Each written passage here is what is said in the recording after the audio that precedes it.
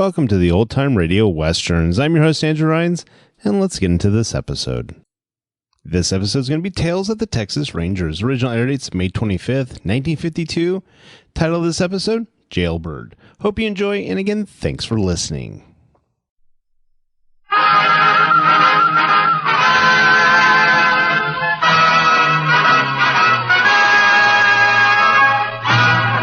Tales of the Texas Rangers, starring Joel McCrea as Ranger Jayce Pearson. Another authentic reenactment of a case transcribed from the files of the Texas Rangers.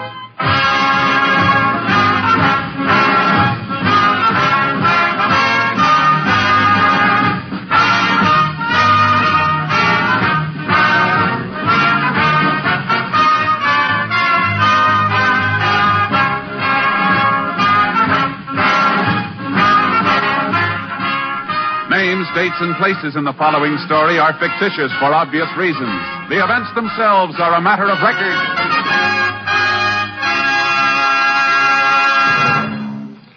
Every day, Monday through Friday, there's top entertainment all day long when you set your radio dial to NBC. Listen for Double or Nothing, and you'll hear one of radio's funniest quiz shows. Yes, Walter O'Keefe consistently comes up with great comedy entertainment Monday through Friday on Double or Nothing. Listen and you'll agree. And then there's the program with the heart, Strike It Rich. The grand entertainment that Warren Hull brings you every day on Strike It Rich is just what the doctor ordered if you suffer from the housework blues. From Chicago, Tommy Bartlett brings you Welcome Travelers and interviews with the many interesting guests who each day pass through the Windy City. And for more fun, listen for Bob and Ray, those two zany comics. And then there's Music and Charm with Dave Garroway. So remember, every day, Monday through Friday, chase your blues away with the wonderful daytime programs on this station of the NBC Radio Network. And now, here's today's adventure with the Tales of the Texas Rangers.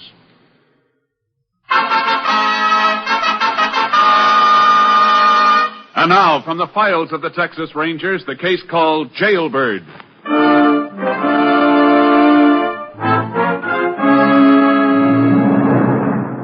On October 8, 1939, Jim Hackett, serving a light term for armed robbery and murder, escaped from a Texas state prison farm.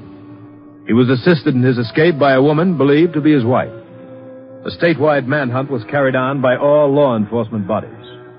Just after dark, 2 days later, in the town of Oak Bluff, Texas, a woman climbed the stairs to a room above a hardware store. That's you, Sam? Yeah. Hurry up, get in here.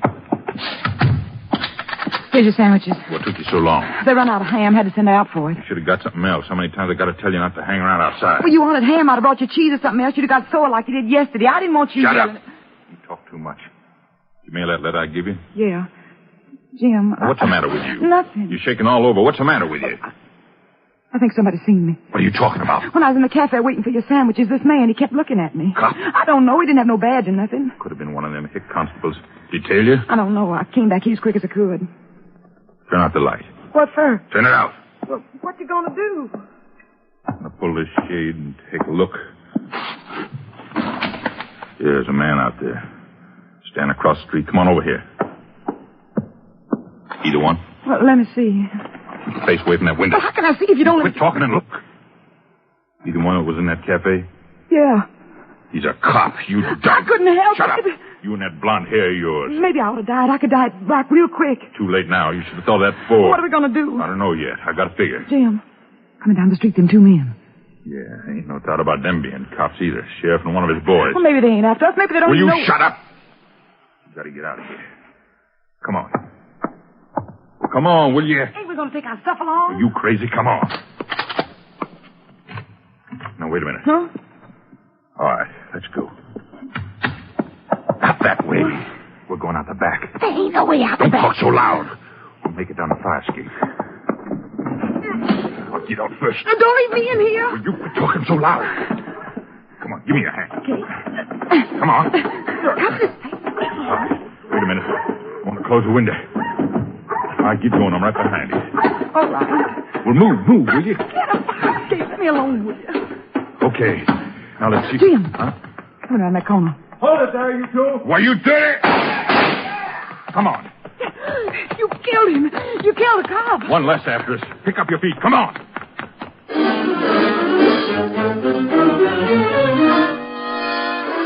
The couple ran on, leaving Constable Simmons dead in the alley behind the hardware store. Shortly afterward, a witness reported seeing a man and woman jump into a car, stop for a traffic signal, and force the single occupant to drive off at high speed. All police units within a 100-mile radius were immediately alerted.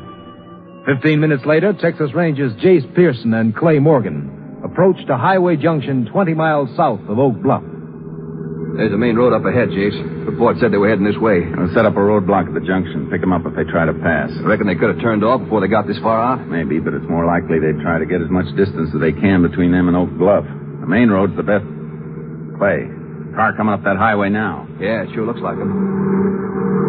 Boy, they must be doing 90. Hang on. There they go. They're really hitting it. Afraid we're not going to be able to keep up with them. Horse trailer slows us down too much. Yeah, this upgrade doesn't help any. Sure wish I could try a few rifle shots at them. You can't risk it, not with that other man in the car. Oh, we're losing them, Jayce. They're already over the top of the hill. I better get hold of headquarters. Unit 10 to KTXA. KTXA to Unit 10. Go ahead, Unit 10. This unit pursuing car believed to contain Hackett and his wife. Direction south along State Road 292. 10-4. Unit 14 approaching your position from north. We'll inform that unit to set up block. 10-4. Unit 10 clear. KTXA, Yeah, with 14 waiting for them down the road, I don't feel so bad about that getting out of sight. And they probably saw us coming after them, though. Take a good look down every side road we pass, Clay, just in case they decide to turn off. Jayce, there they are, halfway down the hill. Yeah.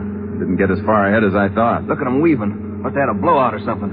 I think we're gaining a little. They're not going to make that curve up ahead, Jayce. They're going off the road. Over the embankment. Keep on your toes when we stop. I doubt if anybody's going to walk away from that wreck. Poor guy that was with him, he probably got it, too. There's the car in that gully. Don't see anybody around. They must all still be in the car. And get down through here. Yeah. Over there, Clay. Huh? By that mesquite partway down. Hey, it's a man. It's been thrown clear when the car turned over. It's not Hackett. I reckon it's the fellow that owned the car. He dead? Yeah. Hey, Jayce. What's the matter? This fellow didn't get killed in the wreck. He's been shot. Let's get over to that car. Watch it. If anybody's inside, can't be much left of them. You better be sure. Careful of the broken glass. Uh-huh. Not in here. No. But look at that. What? That hand throttle. Yeah, pulled out all the way. That's why the car was weaving before it went off the road. There was nobody in it but a dead man. You figure Hackett and his wife got out, pulled out the throttle, then just let the car go? Probably. That would account for why we gained on them coming over the hill. And they're bound to be around here somewhere on foot. Yeah. Let's go see if we can pick up a trail.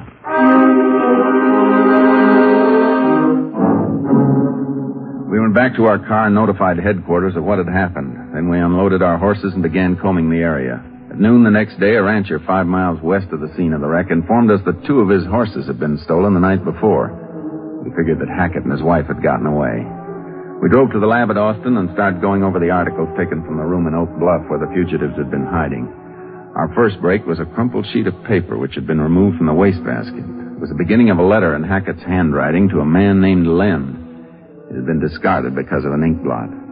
The gist of the letter was for Lynn to meet Hackett, but it didn't say when or where. We felt this could be a lead, so Clay phoned the warden at the pen to find out about Hackett's prison associates. Uh-huh. Yeah. Spell that last name again, will you? Okay, I've got it now. Thank you. So long, Warden. Any luck? Yeah, maybe. A man named Len Jeter was Hackett's cellmate for nearly 2 years. He's still in the pen? No, finished his full term about 6 months ago. Let's see what the files say about him. It's a pretty long chance, Jayce. Hackett might not have rewritten that letter, and could be he didn't send it. Men like Hackett don't write letters too often. When they do, it's usually for some special purpose. I'd say it's fairly likely he sent the letter. Yeah, it's worth a try anyhow. Let's see. Jeter's file ought to be down a little further. I sure hope we turn up something that gives us a lead to Hackett. Uh-huh. Here we are. Pull his file, Clay. Yeager, Jeansville. Here it is, Jeter, Len. Let's take it over to the table. Yeah. It's a nice fat folder. Whoever he is, this boy's no beginner. Neither's Hackett. Probably got a lot in common. Here's a mugshot of him, Jayce. Looks like he wanted to chew up the camera. Yeah, turn the page. See what kind of a record he has. 16 arrests, 5 convictions. Let me see it a second. This should be some help. What's that? He's lived at the same place for the past 20 years when he wasn't in jail. Just outside Fuller. Jayce, if he doesn't know anything about Hackett, we might have trouble making him talk. Hey, look at this under remarks. Refuse to talk. Refuse to talk. No voluntary statement. If he's still at home, maybe we shouldn't try to make him talk. Well, what do you figure to do? Watch Len Jeter's place without his knowing we're there. If he is taken off to meet Hackett, we want to be right after him.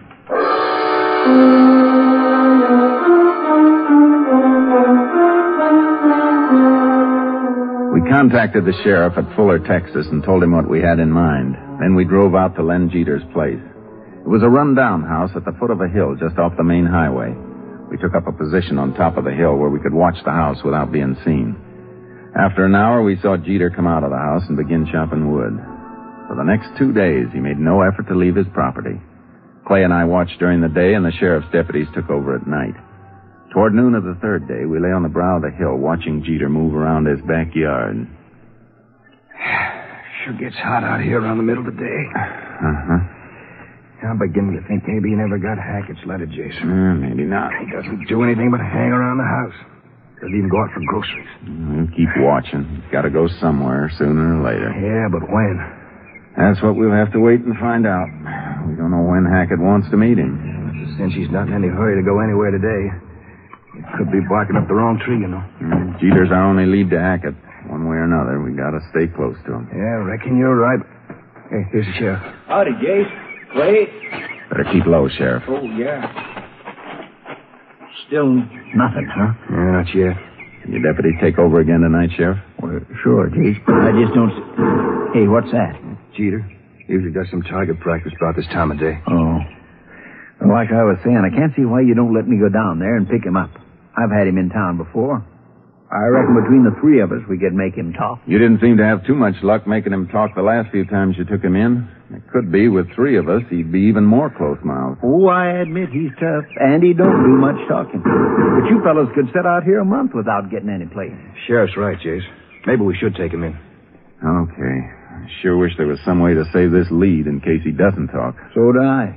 But I don't know what it'd be. Wait a minute. I got an idea.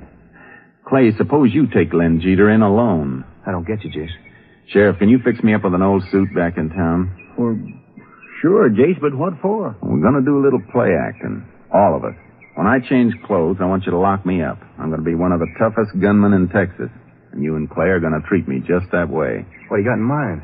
You bring Len Jeter in and put him in a cell with me. Maybe after we've been together a while, he and I'll have a nice, friendly little talk. I don't know, Jayce. If he ever finds out you're a ranger, we're finished. It's a chance we'll have to take. Give the sheriff and me an hour, Clay. Then go pick up Len Jeter.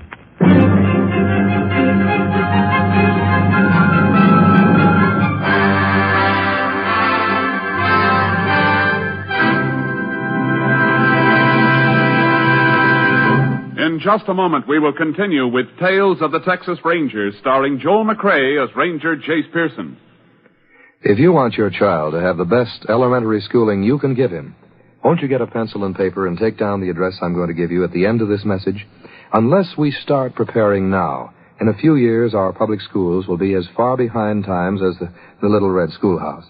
Because of the huge increase in our birth rate during and after the last war, it's estimated that by 1956 there will be some 7 million more children in elementary schools than there are now. Now, we must start preparing at once. More equipment will be needed, textbooks, playgrounds, and above all, more elementary school teachers. To help assure your child a proper education, join and work with local groups and school boards. And for free information about how people in other communities are improving their schools, write to this address, National Citizens Commission for the Public Schools, 2 West 45th Street, New York, 19, New York. That's National Citizens Commission for the Public Schools, 2 West 45th Street, New York, 19, New York. And now, back to Tales of the Texas Rangers. We continue now with Tales of the Texas Rangers and our authentic story, Jailbird.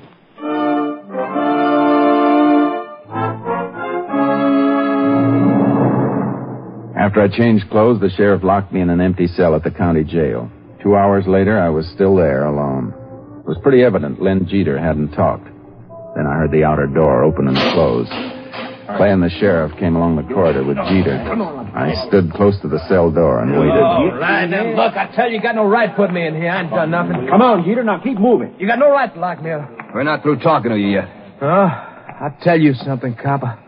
Even if I knew where Jim Hackett was, you wouldn't get nothing out of me. Maybe you'll change your mind. Lock him up, Sheriff. You, Finnerty, get back to the cell door. What for? Now, look, Finnerty, we don't want no more trouble out of you. Move back. I ain't going no cell with nobody. You put me in a cell alone. The house is full. You'll take what you get. Don't worry, Jeter. You'll get along with Finnerty here. He's just like you, only worse. I don't want to be in a cell with nobody. I don't want you in here with me, neither. Get in there, Jeter.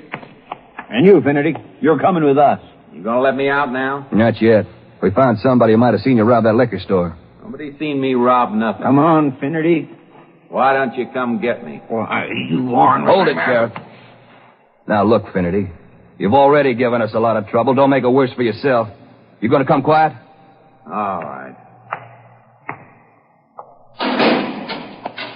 Hey, wait a minute. Hey, you in there. Keep off that bottom bunk. It belongs to me. You paid for it? Just stay off it. Find you on it when I come back. Come on. Take your hands off me. All right, Finnerty. Come on, let's go. I said take your hands off me. Put the cuffs on him, Sheriff. That'll keep you from getting too frisky. Dirty cops. Come on, get moving. If you're going to make me talk, you better start thinking again. Yeah, we don't need no talk now. We got a witness. Witness? Who you trying to kid? Keep your mouth shut, Finnerty. I've heard just about enough out of you. You haven't heard nothing yet. Get moving. I told you before, keep your hands off me. Keep moving. Pretty smart, Ranger. I wish there were just one of you here. I'd show Come you. on, Finnerty. We don't want any more trouble from you. I reckon you can relax now, Clay. Yeah. Forgot myself for a second. Boy, you tough. You almost had me fooled. I still have to convince Jeter. You get anything out of him? Not a word, Jayce. You were right about that. You search his place? Nothing. Well, what's the next move? I'll stay in the sheriff's office for half an hour, and you can take me back to Jeter.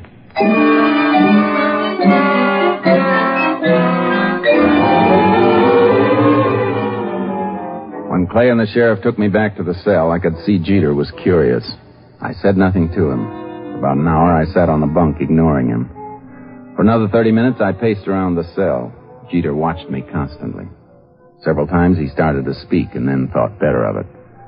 Finally, he couldn't stand it any longer. Where you from? Hey, you. Finnerty. You talking to me? Yeah. Asked where you was from. No special place. I've been all over. I ain't seen you around this part of the country before. No, don't reckon you have. What you in for? They say I knocked over a liquor store. What, did you? You sure ask a lot of questions, brother. You know, for a while I wasn't sure. I was thinking you was a cop. That's funny. I was thinking the same thing about you. You know something? I still think you are. You think I'm a cop? Wouldn't be the first time they put one in my cell trying to make me talk.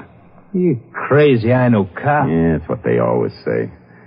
Hey, you're not going to get anything out of me. Hey, Finnerty, you got it all. You're wasting your time. Go on, rattle the bar, tell your pals to come get you. Don't use you hanging around here. Look, you ever hear Jim Hackett? Maybe. Well, I'm a friend of his. That ought to tell you I ain't no cop. Anybody can say he's a friend of Jim Hackett. Where you live? I got a place right outside town. I bet you have. What are you? Deputy, ranger, what are you? And none of them. You see that place of mine, you know it wasn't no cop's house. I don't reckon I care about seeing it. Now let me be, brother. I got some thinking to do.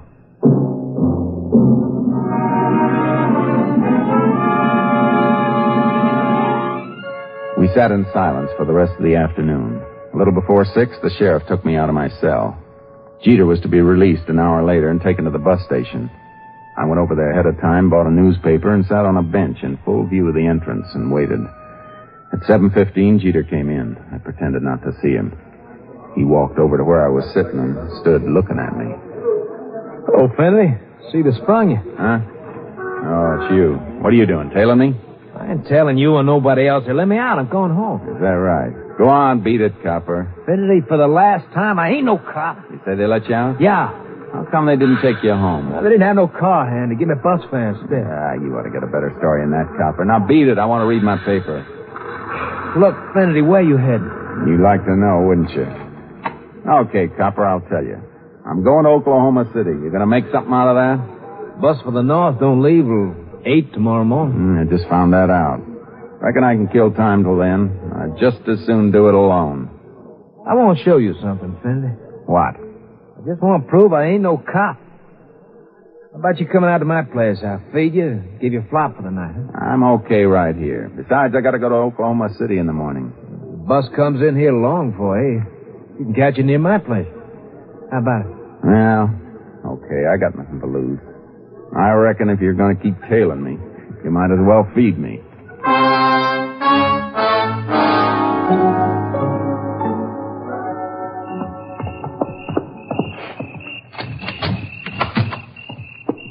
There. You believe me now? Yeah, don't look like a cop's place. And it ain't. Go on in. I'll get the light. Nice and quiet out around here. Okay. And it ain't no cop's place. No, don't reckon it is. You, like bacon, eh? Sure. And I'll fix it some, huh? What you thinking of doing, Oklahoma City? That's my business. You know, Finley, you're okay. That's good. You know how to keep your mouth shut, and that's something I like. 16 times they hauled me in. I never spilled nothing, not once. You and me, we're alike. Maybe so. Come on out here. I want to talk to you while I'm putting the bacon on the stove. What about? I got an idea. You, got something special to do in Oklahoma City? Nothing special. Just going up to take a look around. Maybe pick up a buck or two. I kind of figured that. How about coming along with me tomorrow, huh? I can see you get some real dough. Doing what? Remember I told you I was a friend of Jim Hackett? Yeah. Him and his wife, they got something real big lined up. They want me in on it. What kind of job is it? I ain't sure. I think it's a refinery payroll. Jim said there was close to $250,000 there. You want to come along and cut in on it? How do you know Hackett will want me in on it? Look, Fanny, Jim and me were cellmates together. Anything I do is okay with Jim. Hackett staying around here? About 100 miles south. It's kind of hot right now. Him and his wife are hiding out in a shack down there. What time are you pulling out in the morning? I figured on getting a 5 o'clock bus. Ain't many people around that hour in the morning. I gotta make sure there ain't no cops tailing me. Well, how about it, Finley? Well, let me think it over. I'll let you know before morning. Before we turned in for the night, I agreed to go with Jeter and work on the job with Jim Hackett. We got up at 4 the next morning and took the 5 o'clock bus south. Jeter kept a sharp lookout for police who might be following. I knew Clay would be on our trail and hoped he'd stay far enough behind to avoid being seen by Jeter. He did. And toward noon, Jeter's suspicions relaxed. After an hour layover in a place called Snake River, we got on a local bus which took us 10 miles out of town. We walked another 3 miles along a dirt road. A little before 2 o'clock, sighted a shack halfway up a hill. Well, there she is. That shack up ahead? Yep. Don't look like anybody's there. Somebody's there, all right. Jim's good at covering his tracks. Probably got the car hid away someplace. How'd you know where this place was? Jim wrote me a letter. Gave me a map on how to find it. Told me to burn it as soon as I knew how to get here. When did he send you this letter? 2-3 days ago. Yeah, it seems I read something about him being in the scrape the past couple of days. You sure he hasn't changed his plans? Nah, not Jim. He make up his mind to do something, he does it. All the cops in the world can't stop him. Sure, we'll be glad to see him. I reckon he'll be pretty glad to see... Put your hands up. Huh? Jim, put the gun away. It's me. Oh, yeah. Well, you're lucky I didn't plug you. Seen 2 guys come up the hill and thought you was cops. Who's this? A friend of mine. I didn't tell you to bring no friends. How about letting us come in, Jim? Oh, come on. All right. Where's Sal? She went for grub. Ain't that kind of dangerous? She's pretty easy to spot. She dyed her hair. And you let me worry about her being seen. Sure, Jim. Who are you, mister? I told you, he's a friend of mine. My name's Finnerty. Well, I don't care what your name is. What are you doing here? Look, Jim, don't be that way. I brought Finnerty here because I figured you could use extra man. If I'd have needed a man, I'd have told you. Me and Sal and you can handle this job easy. We don't need nobody else. That's the way you feel about it. Reckon I'll be moving along. I never stay where I'm not wanted. You ain't going no place, not till I tell you to. Now, look. Shut up! How do you know this guy's all right? He's okay. He was in a clank with me. How long you known him? Well, since yesterday, but... Yesterday? Are you crazy, lad? Look, you can use me, I'll be glad to stay. You don't want me, I'm moving along. You can use him, Jim. He's okay. You should have heard him talk to them cops over at the county lockup. We don't take nothing from nobody. Now, how about using him? We ain't using them. And I ain't letting them leave here and spill it all over the country where I'm hiding out. You don't have to worry about that, mister. I'm not the talking kind. That's right, Jimmy ain't. You don't have to worry about Federty. See, I gotta get rid of him. Now, wait a minute. Shut up! You. Get over in that corner while I figure out what I'm gonna do. Sure. Now, wait. Come here. What do you want? You got a gun? No. Put your hands over your head. I want to make sure. I told you I didn't have a gun. Give me that gun, you dirty... There we are. You too, Jeter. Federty, what's this all about? My name's not Finity. You're both under arrest. A cop. I knew it. But he can't be a You cop. stupid. Turn around and keep your hands up. Keep 'em up. You got no sense, Jeter. $250,000 right in our hands, and you got to bring a cop here. How'd I know about him? You ought to watch who you take up with. Somebody should have told him that before he took up with you, Hackett. All right, you two. Get moving.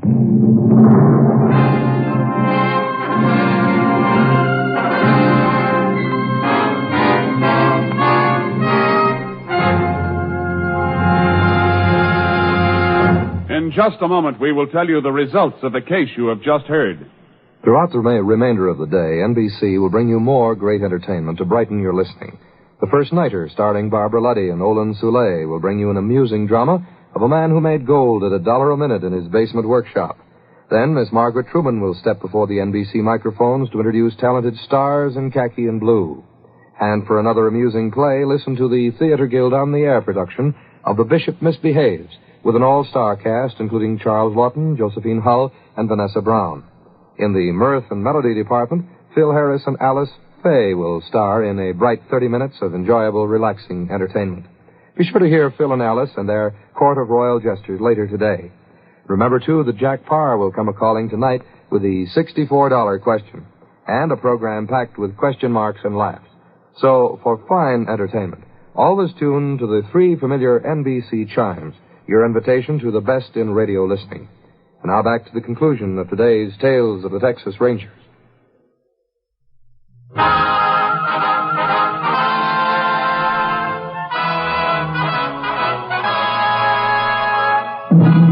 And now, here are the results of the case you have just heard. Ranger Clay Morgan apprehended Sal Hackett on her way back to the shack where she and her husband had been hiding. She was sentenced to 20 years at the women's prison at Goree. Len Jeter received a 30-year term for obstructing justice and conspiring to commit armed robbery. Jim Hackett was found guilty of murder with malice and died in the electric chair at Huntsville. This is Joel McCrea. There are a good many stories that the Rangers tell about some of the so-called bad men they've picked up over the years. They tell about one in particular whose bark was truly worse than his bite. The story goes that this so-called bad man came into a saloon one night flourishing a pair of pistols and ordered all the people over in a corner, saying that he was the roughest, toughest man in the whole state of Texas. He then sat down, still pointing his guns at the frightened customers, and ordered the bartender to bring him a drink. "What'll you have, sir?" asked the bartender. "Bring me a glass of milk," he replied. "Milk?" said the bartender. "For the roughest, toughest man in the state of Texas?" "Well, then," answered the bad man, "put it in a dirty glass." So long, folks. See you next week. Next week, Joel McCrea in another authentic reenactment of a case from the files of the Texas Rangers.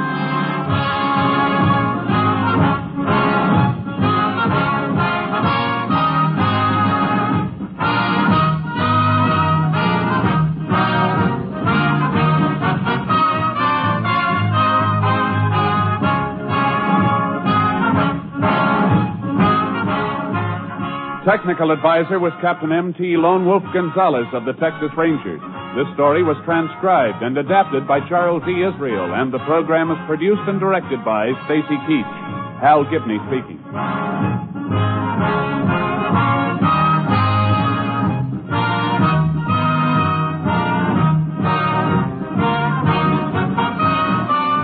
Next, it's The Chase on NBC.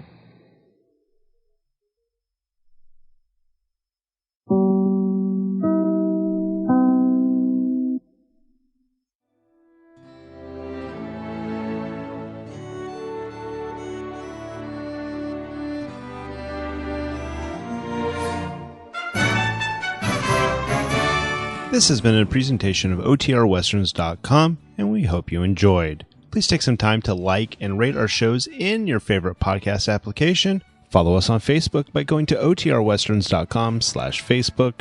Join in the conversation by going to OTRWesterns.com/Discord. And don't forget to send us an email, podcast@OTRWesterns.com.